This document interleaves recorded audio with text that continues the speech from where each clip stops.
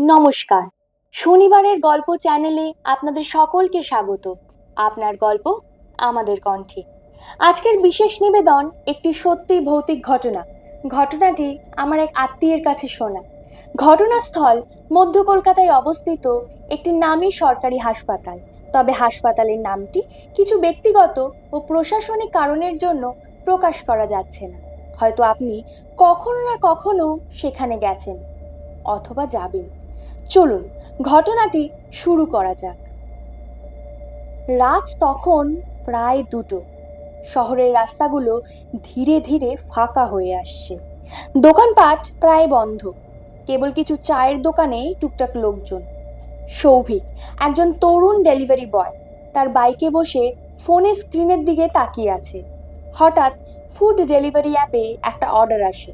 স্ক্রিনে ভেসে ওঠে অর্ডার আইডি #743819। ডেলিভারি অ্যাড্রেস শহরের এক নামী সরকারি হাসপাতাল। হাসপাতালটি অবস্থিত মধ্য কলকাতায়, 3rd ফ্লোর, রুম 131। এক মুহূর্তের জন্য থমকে যায় সৌভিক। এত রাতে সরকারি হাসপাতালে খাবারের অর্ডার! কৌতূহল হলেও পেশাদারিত্বের খাতিরে সে অর্ডারটি রিসিভ করে নেয়। রেস্টুরেন্টে গিয়ে খাবার সংগ্রহ করে বাইকে করে রওনা দেয় হাসপাতালের দিকে। রাস্তা তখন অনেকটাই নির্জন। 10-12 মিনিটের মধ্যেই পৌঁছে যায় সে হাসপাতালের গেটে। হাসপাতালের বড় লোহার গেটের সামনে দাঁড়িয়ে থাকা সিকিউরিটি গার্ড তখন প্রায় আধো ঘুমে। সৌভিক গিয়ে জিজ্ঞেস করলো, দাদা, বিল্ডিং 3-এ যাব, 3rd ফ্লোরে, কোন দিকে একটু বলবেন? একটা অর্ডার আছে। গার্ড একটু চমকে উঠে চোখ মেলে তাকায়, তারপর কিছুটা থেমে বলল, সোজা গিয়ে ডান দিকে লিফট, উঠলেই 3rd ফ্লোর। সৌভিক ধন্যবাদ জানিয়ে এগিয়ে যায়। করিডোরের বাতাসে একটা ঠান্ডা গুমোট গন্ধ।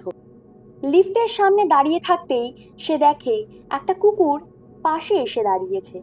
গায়ে কালো সাদা লোম, মুখে যেন কাটা দাগ। কুকুরটা চুপচাপ তাকিয়ে থাকে সৌভিকের দিকে। তারপর লিফটের দরজা খুলতেই ঢুকে যায় ভেতরে। সৌভিক একটু থমকে যায়। হাসপাতালের লিফটে কুকুর কেন ঢুকছে? তারপর কিছু না ভেবে সেও ঢুকে পড়ে। লিফট থামতেই সে বেরিয়ে পড়ে 3rd ফ্লোরে। তার পেছন পেছন কুকুরটিও বেরিয়ে আসে। চারপাশে নিস্তব্ধতা।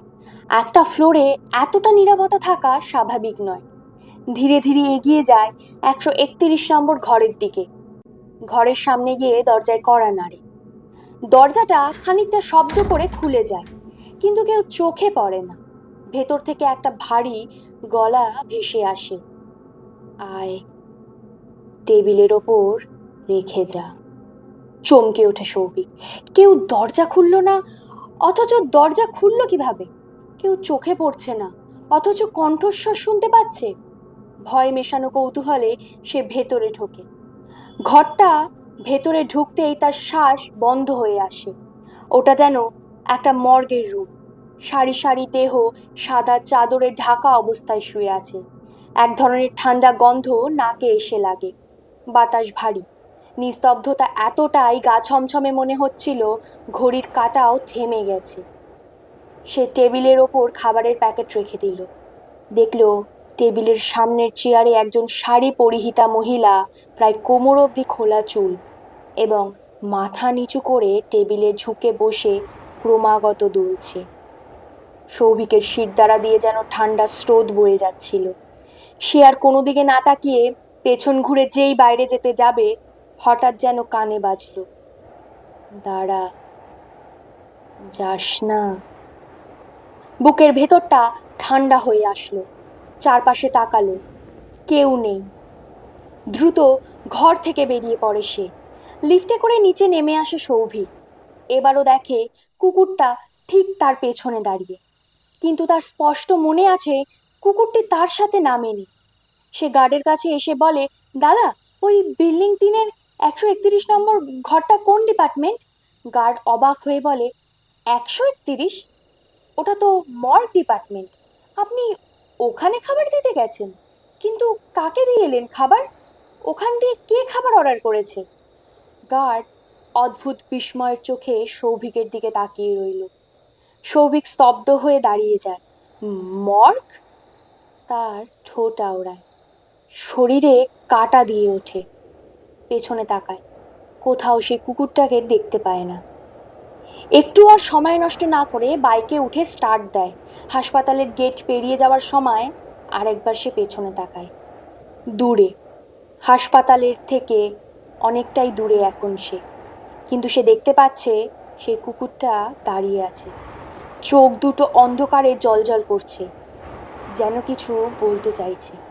সৌভিক মুখ ফিরিয়ে দ্রুত এগিয়ে যায়, আর পেছনে তাকায় না। কিছুটা আসার পর সৌভিক একটু ধাতস্থ হয়ে বোঝার চেষ্টা করে কি ঘটল। সে তার ফোনটা পকেট থেকে বার করে চেক করতে থাকে অর্ডারটা কে করেছিল, কি নামে। কিন্তু ভীষণ অবাক করার মতো হলেও তখন অর্ডারটি ডেলিভার দেখাচ্ছিল। ফলে সেই নাম্বারে কোনো কল করতে সে পারেনি এবং ঘটনাটি তার কাছে অজানাই রয়ে যায়। এই ছিল আজকের ঘটনা। আপনাদের কি মনে হয়, এটা সত্যি নাকি মনের ভুল? আপনি যদি এমন কোনো বাস্তব ভৌতিক বা অলৌকিক অভিজ্ঞতার মুখোমুখি হয়ে থাকেন, তাহলে অবশ্যই কমেন্ট করে জানান। ঘটনাটি ভালো লাগলে লাইক, শেয়ার আর সাবস্ক্রাইব করতে ভুলবেন না। আর আপনার সাথে যদি এমন কোনো সত্য ঘটনা ঘটে থাকে, তাহলে ডেসক্রিপশন বক্সে দেওয়া ফেসবুক লিঙ্কে ক্লিক করে আমাদের ইনবক্স করতে পারেন, অথবা জিমেলে সরাসরি গল্প পাঠাতে পারেন। আপনি চাইলে আপনার নাম, পরিচয় ও ঘটনাস্থল গোপন রাখা হবে।